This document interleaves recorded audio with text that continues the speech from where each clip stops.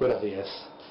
Ante todo quiero agradecer a los organizadores de este encuentro por haber tenido en cuenta mi ponencia, por invitarme a participar en un congreso en el que, en principio, soy una suerte de personaje externo, ya que no me dedico a la tecnología.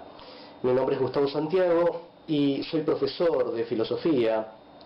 Trabajo en el ámbito universitario, trabajo también en los niveles inicial y primaria de educación en la Argentina, y trabajo con docentes también en la formación de docentes que llevan al aula la filosofía.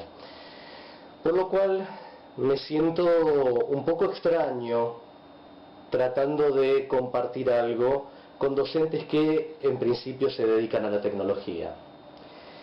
Claro que si no pienso tanto en mi actividad profesional y pienso más bien en mi vida cotidiana, por supuesto que la tecnología forma parte de mi vida. Tengo, como seguramente todos ustedes, un blog, estoy en Facebook, tengo una netbook, una computadora grande, chateo con mis hijos de 10 y 6 años. Muchas veces yo estoy trabajando en mi oficina y me comunico con ellos por chat o por videocámara. Es decir, la tecnología me atraviesa como a cualquiera de nosotros. Y en este sentido no me siento ya tan extranjero en un congreso dedicado especialmente a nuevas tecnologías. El caso más obvio es este.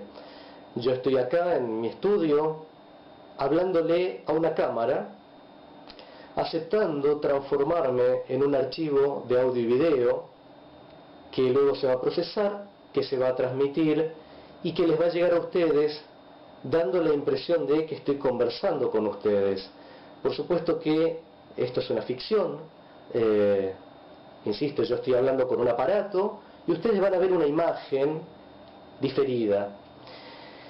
En nuestro caso, la particularidad es que ese falso contacto, porque por ahora no lo hay entre nosotros, sí va a encontrar tal vez un camino de contacto virtual, pero más real que el que estamos llevando a cabo en este momento, cuando con algunos de ustedes nos conectemos vía mail, nos conectemos a través del foro, del congreso, y, ¿por qué no?, en algún momento tal vez tengamos un contacto presencial y hasta quizá lleguemos a tener una relación de amistad, por ejemplo, o a compartir algún trabajo. Pero en principio estamos simplemente vinculados con un vínculo mínimo a través de la tecnología. Hechas estas aclaraciones, pasamos ya al contenido mismo de la ponencia, en la que yo lo que quiero es un poco poner en cuestión, reflexionar acerca de algunos de los temas que frecuentemente aparecen relacionados con el empleo de la tecnología. Una primera aclaración tiene que ver con distinguir, para mí mismo digo, pero también para el tema que vamos a desarrollar, distinguir dos situaciones. Por un lado, una situación que tiene que ver con la necesidad de que los chicos aprendan a operar tecnología, porque el mundo en el que vivimos, como decíamos recién, es un mundo en el que la tecnología ocupa un lugar muy importante. En el ámbito laboral, también en lo que tiene que ver con la recreación, con la diversión, la tecnología se ha introducido en los últimos años de un modo muy fuerte. Entonces, por un lado esto, la necesidad de que los chicos aprendan a operar tecnología. Por otro lado, me parece que es una cuestión diferente la cuestión de si es necesario incorporar la tecnología en la enseñanza de disciplinas que en principio no tienen que ver con lo tecnológico. Es decir, si es necesario, si es apremiante incluso, que el docente transforme su clase en función de las nuevas tecnologías. Yo me voy a referir en principio a esto último, porque la primera cuestión, aquella de la necesidad de que los chicos aprendan a operar, me parece por lo menos poco discutible. En cambio, esta segunda cuestión me parece que sí presenta una cantidad de aristas que sería interesante analizar. En principio, hay algo que a mí me apabulla en algunos casos, y este Congreso no es una excepción, que es el discurso de aquellos que promueven la utilización de la tecnología en el aula. ¿Por qué me apabulla? Porque por momentos uno escucha en ese discurso o lee componentes que hablan más de una suerte de fanatismo, que emplea un lenguaje que tiene que ver más con el lenguaje de una suerte de secta, o un lenguaje de tipo publicitario, más que un lenguaje como el que estamos acostumbrados a emplear en educación. Uno se encuentra muy frecuentemente con términos como necesidad, parece que es necesario, obligatorio emplear la tecnología, con impugnaciones o descalificaciones en las que se plantea que aquel que no utiliza tecnologías en sus clases es un atrasado, un cobarde, y con una cantidad de supuestos argumentos en favor de esta posición que recuerdan los argumentos falaces de los que algunas sectas, algunos movimientos religiosos, algunos movimientos políticos se han valido para tratar de convencer ideológicamente a alguien de asumir su propia posición. En un congreso de educación en el que participé hace poco, un congreso presencial, me tocó compartir una mesa en la que el tema era semejante a este, digamos, el tema de las nuevas tecnologías y la construcción de la subjetividad. En la mesa había una persona que representaba a una empresa de tecnología educativa y, entre otras cosas, ya había marcado algunas de las cosas que él planteó y postulaba a la tecnología como la herramienta necesaria para terminar en la escuela con la desmotivación. Parece que la tecnología motiva a los chicos. Para terminar con la falta de comunicación, la tecnología introduce nuevos canales para que los alumnos se comuniquen. Y, decía él, para terminar con la deserción escolar. Un chico que en su escuela tiene un marco tecnológico atractivo, no va a querer dejar de concurrir a la escuela. Yo creo que esto es, lo cuento porque es como una exageración extrema de este discurso fanático del que hablaba recién.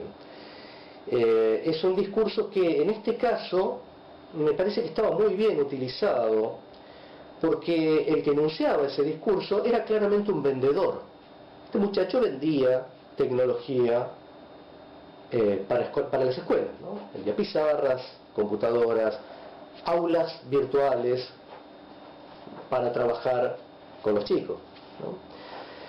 Entonces digo, ese tipo de lenguaje persuasivo, agresivo incluso, en el caso de la publicidad yo lo entiendo. Lo que no puedo entender es que los docentes adhiramos a este discurso, lo absorbamos sin ningún tipo de precaución crítica. Yo le decía en aquel momento, yo no soy un vendedor, yo no puedo llegar a la escuela promocionando este tipo de productos como si de ello dependiera la mejor o peor educación, la calidad misma de la educación. No discuto que en muchos casos es útil tener un monitor, una computadora, un proyector, un televisor, un reproductor de DVD. No lo discuto. Yo mismo lo utilizo en mis clases y me parece que es algo que puede ser muy interesante. Pero no acepto que me digan que un proyecto educativo se basa en el uso de tecnologías, ni que me digan que la mejora de la educación depende de la tecnología. Digo como un ejemplo mínimo para apoyar esto. ¿Cuánto más provechoso, les pregunto a ustedes, sería para trabajar en el aula tener, por ejemplo, una menor cantidad de alumnos por docente de las que actualmente tenemos? ¿Cuánto mejoraría la educación si un docente pudiera tener un grupo de 10 alumnos? Si cada 10 alumnos hubiera un docente. ¿Cuánto mejoraría? Si las aulas fueran más acogedoras.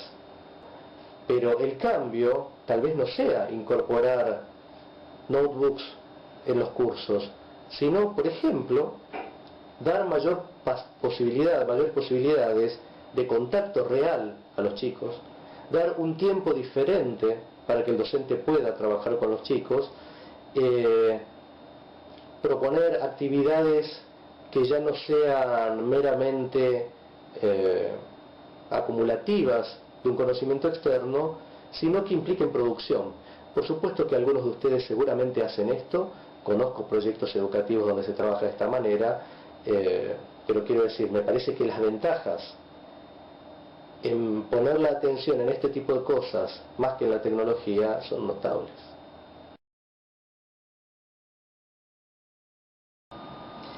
En relación con la tecnología y con la ciencia en general, hay una vieja discusión que tuvo tal vez su momento más fuerte a mediados del siglo XX, o podríamos decir durante la Segunda Guerra Mundial, que tiene que ver con la calidad de neutral o no de la ciencia y de la tecnología. Hay una teoría que se sostenía en aquel momento y que todavía ciertos epistemólogos mantienen, que es la que se conoce como la teoría o el argumento del martillo. Ese argumento lo que sostiene es que la ciencia es una herramienta como puede ser un martillo. Un martillo no es éticamente ni políticamente bueno ni malo, sino que depende de para qué lo use, de acuerdo a cómo sea ese uso, voy a poder calificar de bueno o malo a lo que suceda. Es decir, yo con el martillo puedo clavar un clavo en una pared para colgar una obra de arte. También, por supuesto, puedo romperle la cabeza a alguien. ¿La responsabilidad es del martillo? No dice, obviamente no. El martillo es una herramienta que no es ni buena ni mala. ¿El argumento vale para la ciencia? ¿Se puede decir de la ciencia o de la tecnología que no porta valores, que no porta algún tipo de uso privilegiado por encima de otro? ¿Se puede decir que no produce efectos? Quienes han discutido la teoría del martillo, entre otros, por ejemplo, Horkheimer y Adorno, en la dialéctica del iluminismo y en otros textos, lo que sostienen precisamente es que la propia herramienta lleva implícito un marco de valores, de usos posibles, que tienen que ver con la sociedad que la crea.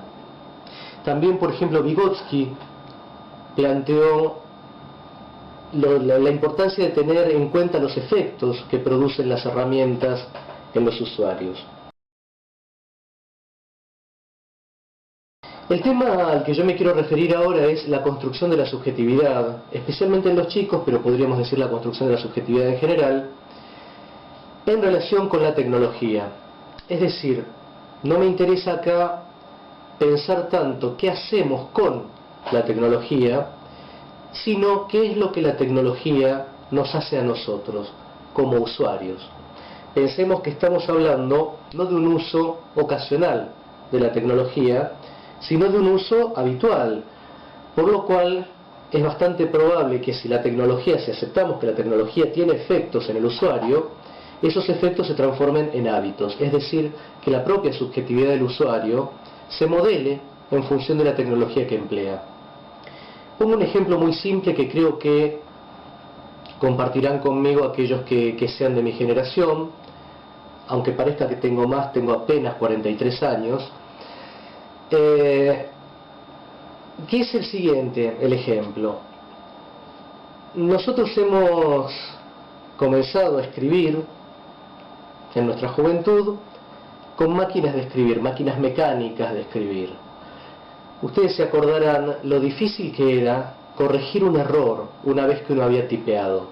Ni que hablar si se trataba de hacer varias copias y entonces se intercalaban carbónicos entre distintas hojas para que saliera más de una copia. Si uno se equivocaba, ustedes se acordarán, había que correr las hojas, borrar en cada una tapando el carbónico, luego volver a correr el carro y tratar, en general infructuosamente, de embocarle con el tipo exactamente al lugar que había quedado en blanco cuando borrábamos el error.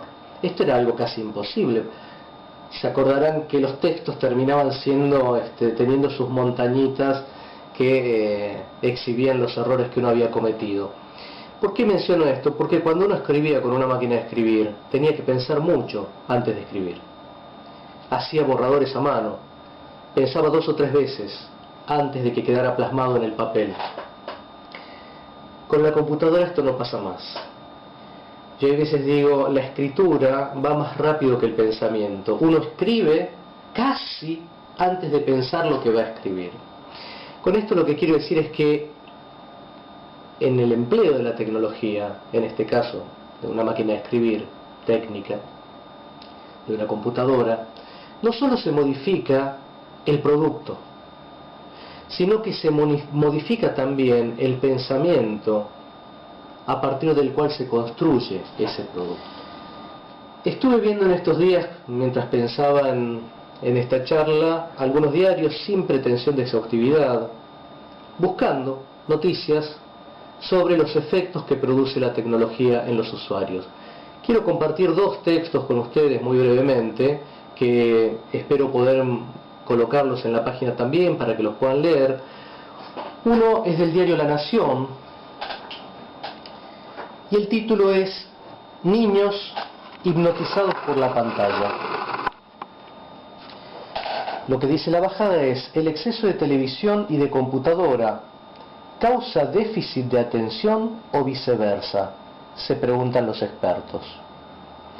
Lo que se cuenta en la nota es que una madre a la que un docente le envía una nota diciéndole que su hijo tiene problemas de atención, trata de refutar lo que dice este docente, esgrimiendo que cuando el chico está trabajando en su casa con una computadora o cuando está mirando televisión, es capaz de concentrarse durante horas, por lo tanto no tiene ningún problema de atención. Lo que se plantea en la nota es si el hecho de que el chico, cuando manipula tecnología de comunicación visual, el hecho de que no tenga en ese caso problemas de atención, forma parte del mismo proceso o no que lo hace no tener atención en clase. Es decir, si el problema es que falta tecnología en la escuela, o si el problema es que el tipo de atención que requiere una pantalla es diferente del tipo de atención que se requiere en el aula. En el texto, que a mí me gustó mucho porque plantea todo de modo conjetural, no hay afirmaciones enfáticas, sino que se mencionan distintas investigaciones, se cree que hay alguna relación, pero una relación distinta de la que pensaba en principio la madre.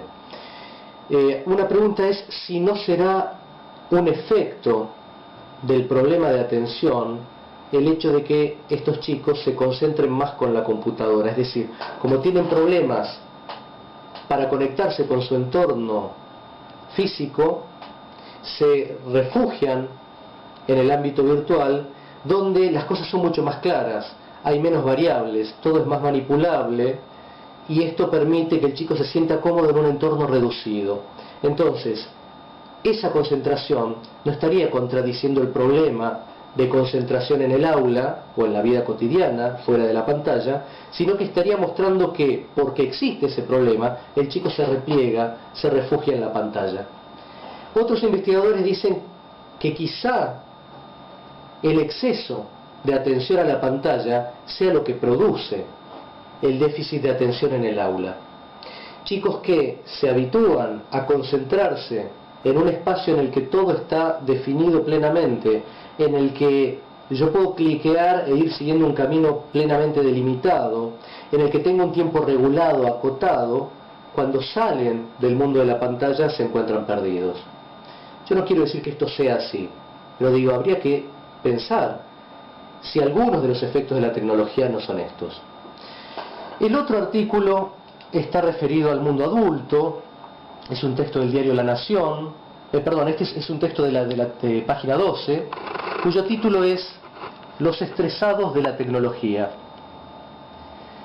Y lo que muestra es cómo cada vez más pacientes que recurren a psicoanalistas o a médicos, lo que exhiben es un estrés, una situación de estrés provocada por el exceso de uso de tecnología.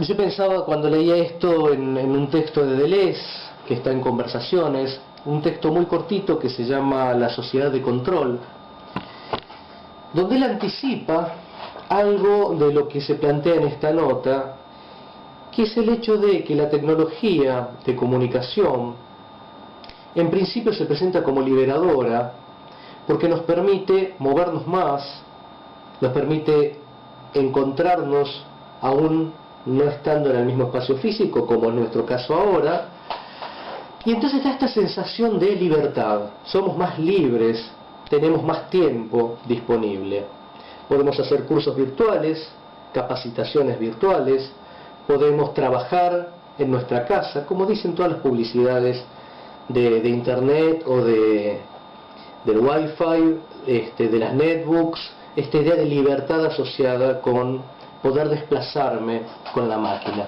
Lo que planteaba Deleuze en este texto es, ojo, porque en la sociedad tradicional la persona estaba encerrada en un ámbito determinado, trabajando, estudiando, durante un cierto lapso de tiempo, era vigilada, era controlada en el trabajo, en la escuela, en el hospital, en distintas instituciones, en la cárcel, por supuesto. Pero en el caso de aquellas instituciones en las que luego de cumplir un horario había una salida, por ejemplo, el caso del trabajo, del estudio, la persona una vez que salía de ese espacio recuperaba un tiempo que podía dedicar a otras cuestiones. En cambio, la tecnología actual lo que hace es que nunca podamos estar fuera del trabajo, nunca podamos dejar de capacitarnos. Yo no sé en qué horario están viendo ustedes esta conferencia o esta pequeña charla. Yo algunas de las que he visto del Congreso las he visto a las 3 de la mañana. Es decir, completamente agotado, cansado, estresado, sin poder dormir, es decir, bueno, voy a aprovechar para ver una de las ponencias. Lo que plantea Deleuze es, ¿dónde está la libertad en este caso, ¿no? Yo no querría que esto se entienda como un discurso hostil en relación con la tecnología, porque yo la tengo, la uso, padezco también el estrés tecnológico en algunas situaciones, pero sí querría que miráramos con un poco más de atención de qué se trata, qué efectos produce en la construcción de la subjetividad, sobre todo infantil, la tecnología. Que no seamos acríticos, que no compremos un discurso porque está de moda, porque nos presionan. Pensemos cuánto de la tecnología tiene que entrar al aula y de qué manera. Pensemos, por ejemplo, qué pasa con los tiempos de los chicos cuando están conectados a internet, cuánto se aceleran o no, qué pasa con la paciencia y con la impaciencia, qué pasa con la tolerancia o no al cuerpo concreto del otro, al contacto real con el otro. Yo a veces digo a mis alumnos cuando estamos en una clase que les veo cara de querer agarrar el control remoto y cambiar de canal, hacer zapping, porque les cuesta escuchar un discurso sin fragmentarlo. Yo no le veo la ventaja a eso. No veo que sea un avance que una persona no pueda seguir un discurso sin necesidad de romperlo. si pensamos en cuáles son algunos de estos efectos que produce la tecnología, podemos pensar entre ellos la aceleración. La tecnología nos hace correr, abrir ventanas por todos lados, impacientarnos. Ustedes se acuerdan cómo nos impacientábamos cuando teníamos las primeras conexiones a internet telefónicas y una imagen tardaba minutos en aparecer en la pantalla. Ahora nos impacientamos cuando tarda más de 3 segundos. Hay una aceleración y una impaciencia con la máquina que quizás se traslade también al trato con el otro. El predominio de lo visual, aquella frase nefasta que dice una imagen vale más que 1000 palabras. ¿Qué imagen? ¿Qué palabras? Sabemos que no es real. Sabemos que las palabras tienen un valor y las imágenes tienen otro valor. Si tomamos el paradigma de la imagen para educar, si caemos en las enciclopedias visuales, vamos a tener un manejo de la figura externa, pero cuánta comprensión de los procesos que se muestran en una imagen. No todo puede transformarse en un PowerPoint, no todo puede transformarse en una infografía. Hay conocimientos que necesitan argumentos, desarrollos, despliegues, que una imagen no pueden proveer. La avidez de información, todo el tiempo sentimos que estamos desinformados. Necesitamos de estos celulares inteligentes para que los mails, las conexiones, el diario, lo podamos consultar casi permanentemente. ¿Realmente es necesaria esa información minuto a minuto? Pensémoslo. La fragmentación, lo decíamos antes, el hecho de que los discursos aparezcan cortados, hechos como con zapping, ¿no? ¿Favorece la comprensión de los temas? Todas estas cuestiones, lo que yo planteo es que creo que no hay que tomarlas como dato, sino que como docentes tenemos un trabajo que hacer en relación con estas cuestiones. Tal vez el ritmo necesario para pensar, para aprender, para compartir una experiencia educativa con un docente o entre los alumnos mismos, el clima, el tiempo, las relaciones necesiten de algo distinto de la impaciencia, la aceleración, la fragmentación. Lo visual, tal vez haga falta algo diferente y tal vez ahí tengamos que poner el acento a los docentes antes de comprar ese discurso mediático que quiere hacer de la escuela una especie de escenario de atracciones, de espectáculos virtuales más. Para terminar, permítanme algunas trivialidades que tienen que ver con el lenguaje. Yo sé que lo que voy a decir es obvio, pero me parece que a veces de tan obvio lo perdemos de vista. Esto creo que comenzó con aquello de navegar por internet. Yo cuando me conecto a internet no navego, estoy sentado en una habitación, muchas veces solo, mirando una pantalla. No navego, no estoy en un bote en el río, ya sé que es obvio, pero ¿por qué esta idea de navegar? Precisamente para contrarrestar esa idea de soledad, de algo estático y dar esta imagen de estoy circulando por. No estoy circulando, estoy mirando una pantalla en mi casa. Entonces lo que digo es, pensar no es lo mismo que operar. Que un chico aprenda a operar una máquina no quiere decir necesariamente que esté pensando o por lo menos que esté ejerciendo lo mejor de su pensamiento. El pensar va mucho más allá. No confundir conocer con bajar información, obviamente. Estar comunicados con tener banda ancha, con tener instrumentos de comunicación. Yo puedo tener banda ancha y no estar comunicado con nadie. Incluso puedo establecer un vínculo electrónico con alguien sin poder comunicarme. Bueno, obviamente no confundir tener amigos con tener contactos. Estas cosas que a los chicos les dan vuelta. Porque tengo muchos contactos en Facebook, creo que soy más popular, que tengo más respaldo, más reconocimiento de los demás. En la misma línea, otro concepto que a mí me hace mucho ruido es esta idea de votar, ¿no? Nos hacen creer que votar es cliquear en una página de internet, en una encuesta de internet. Eso no es votar.